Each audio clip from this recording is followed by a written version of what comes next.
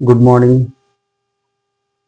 আজকে আমরা দশম শ্রেণীর একচল বিশিষ্ট দ্বিঘাত সমীকরণ নিয়ে আলোচনা করব তোমাদের সাথে।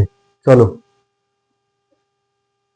ax square plus bx plus c equals to 0 এই সমীকরণকে আমরা একচল বিশিষ্ট দ্বিঘাত সমীকরণ বলবো।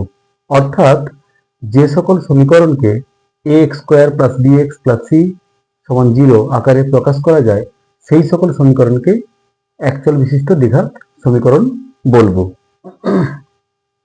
এবার একচল বিশিষ্ট অর্থাৎ এখানে দেখো চল রয়েছে এক্স, তাহলে এক্স এর সাপেক্ষে এটা দ্বিঘাত, অর্থাৎ এক্স এর দেখো পাওয়ার, দেখো সর্বোচ্চ পাওয়ার রয়েছে 2, অর্থাৎ তাই এটা হলো একচল বিশিষ্ট দ্বিঘাত সমীকরণ।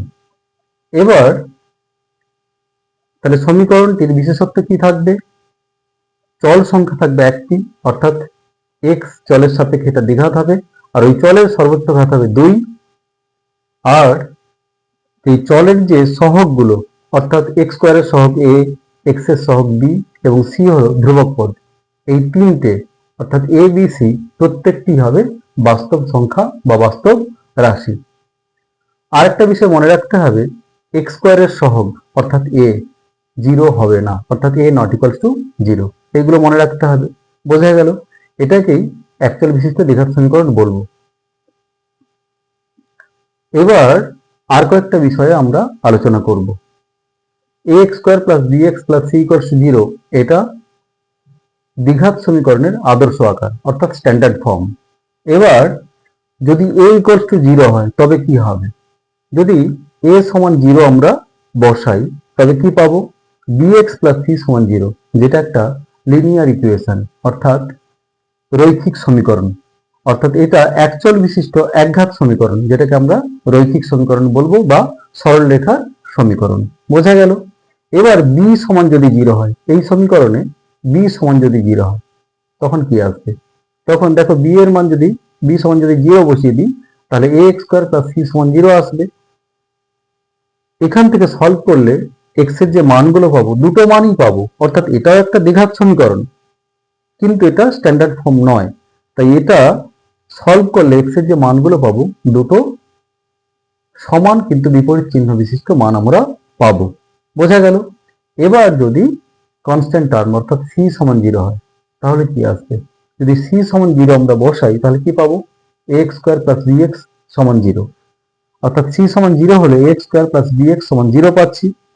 এখান থেকে যদি x কমন নাও তাহলে কি পাচ্ছ? ax প্লাস b সমান 0, তাহলে x into ax plus b সমান 0 পাচ্ছ। দুটি রাশির গুণফল 0 হলে তাদের মধ্যে একটি অন্তত 0 আসবে, অর্থাৎ হয় x সমান 0 হবে নতুবা ax প্লাস b সমান 0 হবে। তার মানে একটি বীজ অর্থাৎ x এর একটি মান পাচ্ছি আমরা 0, আর একটা মান পাচ্ছি মাইনাস b বাই a। অর্থাৎ তাহলে কোনো দ্বিঘাত সমীকরণের একটি বীজ 0 হওয়ার শর্ত হলো কনস্ট্যান্ট টার্মটা থাকবে না, অর্থাৎ কনস্ট্যান্ট টার্ম 0 আসবে, অর্থাৎ ধ্রুবক পদটা 0 হবে। এবার আসবো, যদি b এবং c উভয়ই 0 হয় তখন কি পাবো?